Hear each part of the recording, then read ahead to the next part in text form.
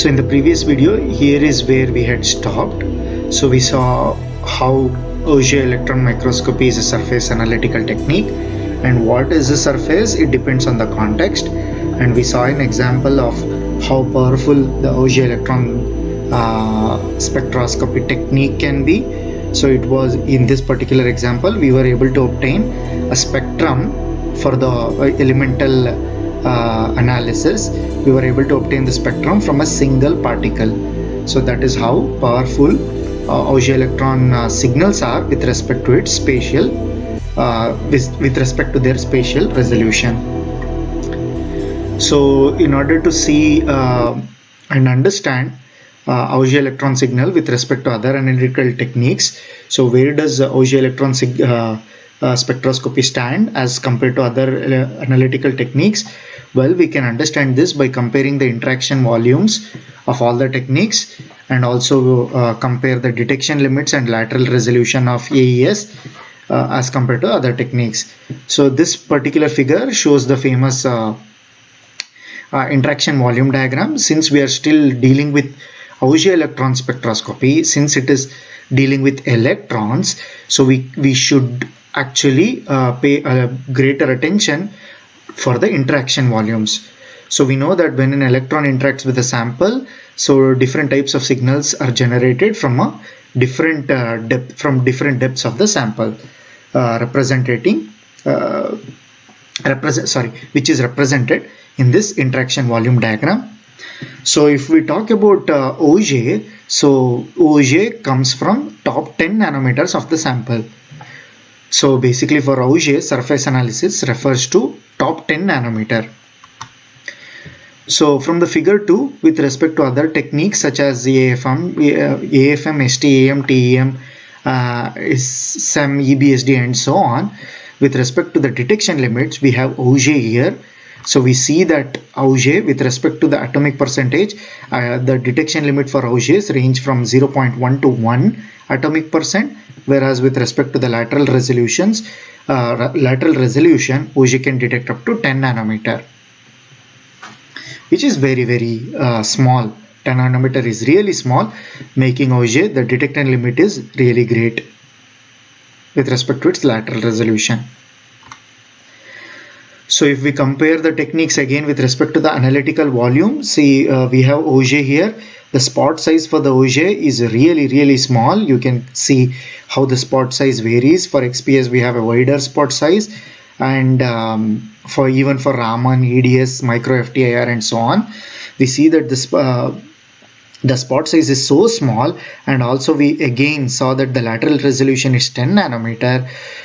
Since that is also small, so making the overall analytical volume really small for Auger, making this so this leads to Auger to emerge as a forefront surface analytical technique as compared to other techniques that are commonly used for surface analysis. So when an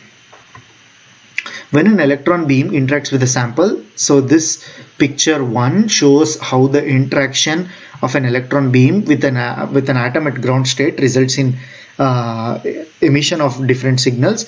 So A represents an atom at the ground state, and when an incident electron comes and interacts with atom, so we can have backscattered electrons that are coming out, and it can also lead to the emission of Bremsstrahlung, so Bremsstrahlung signals, or any inelastic scattered electron signal and so on.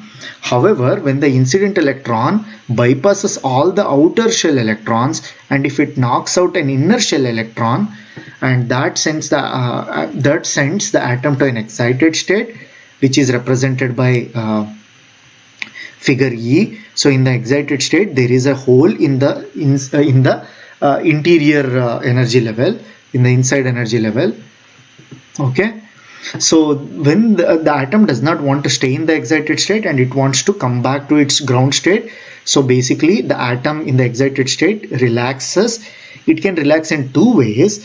One, the hole that is created, in order to fill that, an electron from an outer shell can jump into the hole that is created in the innermost shell, and the difference in the energy of the energy level, difference in the binding energies between the energy levels can come out as an X-ray photon, so X-ray fluorescence, or in another relaxation process, the hole can be filled up by an electron from a higher energy level, and the difference in the energy, binding energy of the energy levels, instead of coming out as an X-ray photon, it can be given to an electron in a higher energy level, and that electron can come out after absorbing that energy, which is basically the difference in the energies between the energy levels.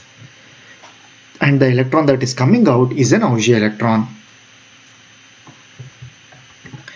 So basically we have an equation here which represents how many X-rays are generated per electron penetration. So we have an equation here. The parameter that we have to the term we have to concentrate here is omega, where omega is the fluorescent yield, or how many photons, X-ray photons, are generated per ionization of the atom. However, so it is omega for X-rays. For Augers, it becomes 1 minus omega. So we can see here that the atom can relax in either through process 1, relaxation process 1, or by relaxation process 2. Either X-rays can come out or Auger electrons can come out, not both of them, either F, figure F, or G. So either X-rays can come out or Auger electrons can come out. That is the reason if the fluorescent yield for X-rays is omega, for Auger it will be 1 minus omega. So basically Auger emission and X-ray emission are complementary to each other. Both are competing mechanisms. So narrowing down to Auger, so the process that we saw in the previous slide, again the same thing is represented in another way. So there is an incoming beam of electron. If it knocks out an innermost energy level electron, say for example here it is K shell, and there is a hole that is created, and an electron from a higher energy level, here it is L1, it can jump in to fill that hole created in K shell, and the difference in the energy between L1 and K shells, it is the difference in the energy, which is h nu. It is given to an electron in a higher energy level, which is in L23, and the electron that is coming out is the Auger electron. So in this scenario, Auger electron is coming out from L23 level. So basically the Auger process that we saw here can be summarized in 3 basic steps. So atomic ionization, where the electron is removed from an innermost shell. So atomic ionization followed by relaxation, and finally Auger emission. The emitted Auger electrons can be analyzed and detected. So in this particular example that is shown in figure 1, so the Auger electron that is coming out can be named as KL1, L2, 3 X-ray. So where the first letter K indicates the innermost energy level from where the electron is knocked out, and L1 and L2, 3 letters L1 and L2, 3, they denote the higher energy levels from where the electron filled in and the electron is and the Auger electron is coming out. So K, L1, L2, 3 Auger. So we call this particular electron that is coming out as K, L1, L2, 3 Auger electron. And the electron that is coming out will have some kinetic energy. So the kinetic energy of the Auger electrons in this case, Auger electron in this particular case, KL1, L2, 3, is given as the differences in the binding energies of those energy levels that are involved. Okay. So basically the kinetic energy of the Auger electron KL1, L2, 3 Auger is given as EBK minus EBL1 minus EBL2, 3, where EB is the binding energy. So basically the binding energy of K shell minus binding energy of the shell L1 minus binding energy of L2, 3. This is how we name Auger signals.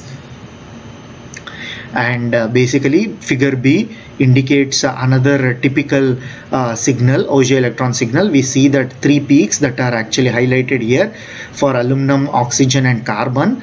They are actually on the side of those peaks it is written KLL, indicating that this particular peak that I am pointing at, so it is an aluminum peak due to Auger electron, that is due to KLL Auger electron. So basically the electron that is coming out is associated with some kinetic energy, as I just said, which is basically a characteristic of the energy levels of the atom from where they are coming from. So just by measuring the kinetic energy of the Auger electron that is coming out, we will be able to actually say from which particular energy level of the atom it is coming from. And fortunately we have researchers figured out all the energy levels of all the atoms that are in the periodic table, of all the elements in the periodic table. So basically this figure indicates the principal Auger electron energies, the energies of the kinetic energies of the Auger electrons that are coming out, and they are all mapped for all the elements that are given on the right hand side of the y-axis. So basically for all the elements that are in the periodic table, we know the specific energy differences, the energies which are basically the differences in the binding energies of the energy levels. So we can, as we observe here, that at lower atomic numbers, KLL transitions are more predominant, whereas as we go higher up in the atomic numbers, LMM and MNN transitions take predominance. Okay, thank you.